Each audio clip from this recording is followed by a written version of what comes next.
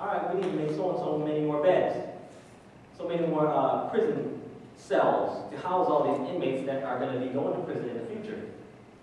You know, and you know, how do we stop that?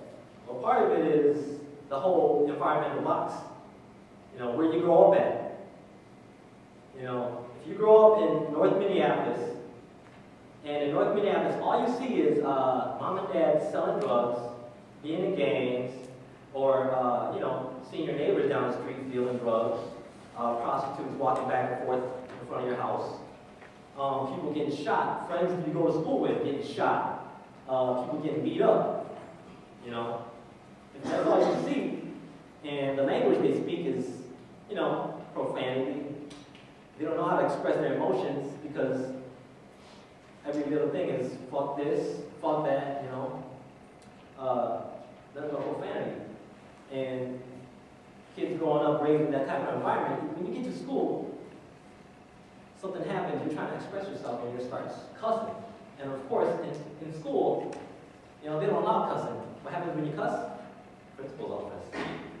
You know, so kids start getting scared about, I'm afraid to talk at school. You know, I'm afraid to raise my hand in class because what if I say, the things I say might not be right. So I'm not gonna answer the question. So they start getting timid in class. You know, they don't want to speak up in class because they might get yelled at, or they might say the wrong thing. But it's part of how they was raised. That's normal for them. You know, that's their environmental box. That's what's normal for them. So they don't even know what is beyond North Minneapolis. They don't picture themselves living in anywhere else like St. Cloud, going to college. They don't even see themselves going beyond that because what they see is, all right, I'm gonna, you know, get a job or, you know, live my life, have my apartment, get my car and live my life and get some money and go out to the bars and the clubs and party. You know, drink beer every week with my friends. That's about it. You know, that's as far as they see, but, you know. So to break that, you know, we gotta find a way to reach into the whole school system and, you know, stop like being able to recognize that, you know, these kids need attention and this is how they were raised. So we gotta kind of engage them in a way that can keep them involved and not afraid to raise their hand in class and talk about, you know, some of the things that are going on and being able to relate to them. You know?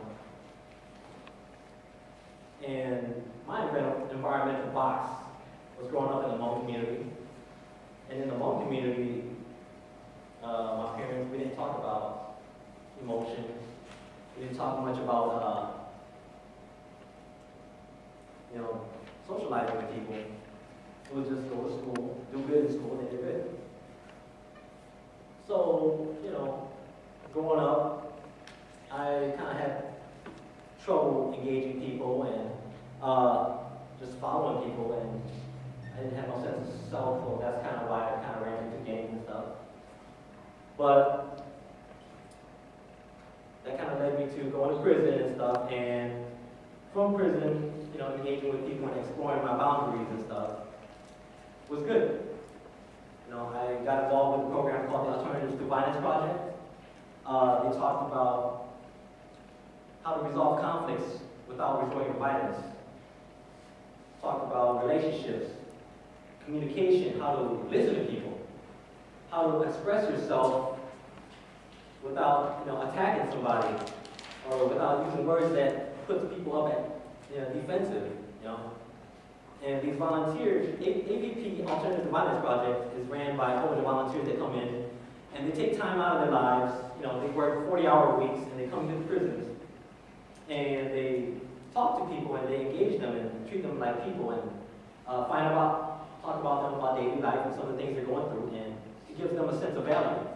You know, people kind of feel like, oh, you know what, the world forgot about me. They stuck me in prison. Nobody cares about me anymore. My family doesn't send me money. They don't write letters. I don't see them enough. So these volunteers, they come in and they start talking to you like people again, and you start feeling a sense of self-worth. You know, and that really, you know, helped me out in my life, and it really impacted me because it showed me that, you know, there is something to me. Why these people are coming in and working 40-hour weeks and then coming in and spending time with me, you know.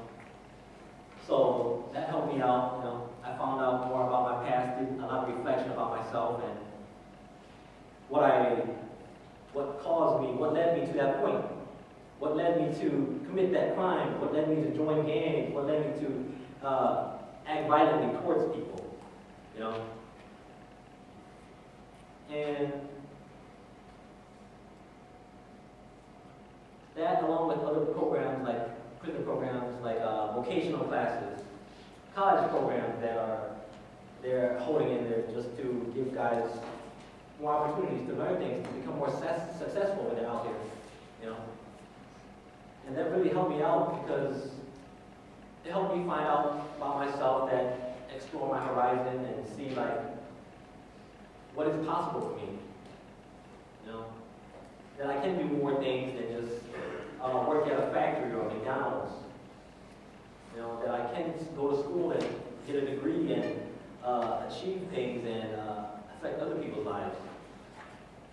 That I don't just have to go back and live in that same old environmental box where everybody grows up, you know, being in gangs or, you know, selling drugs or being in violent relationships. And I see that there was a different path, you know. Some of the other programs which I thought were really powerful was the Power of People Leadership Institute, you know, which is based on a little purple book written by Dr. Rhoda Cornelia Price. She's a U of M professor. You know, she wrote about it, and it talks about the 4 types of people who change their life. You know, the adders, subtractors, dividers, and multipliers. It's math. As simple as it is, it's true. You know, you got people in your life who are adding to your life, who are, you know, supporting you and pushing you forward and enriching your life. And then you got other people in your life, maybe friends, family members, co-workers, who are subtracting from you, degrading you.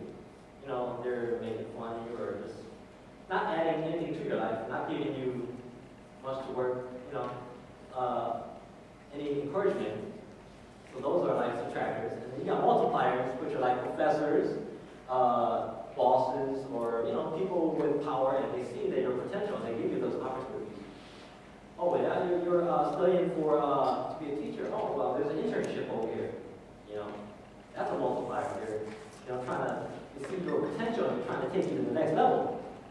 And then you got dividers who are out to manipulate you. You know, and there's a lot of them out where I come from because they see you as somebody who peddles the drugs for them, or somebody who do the dirty work for them.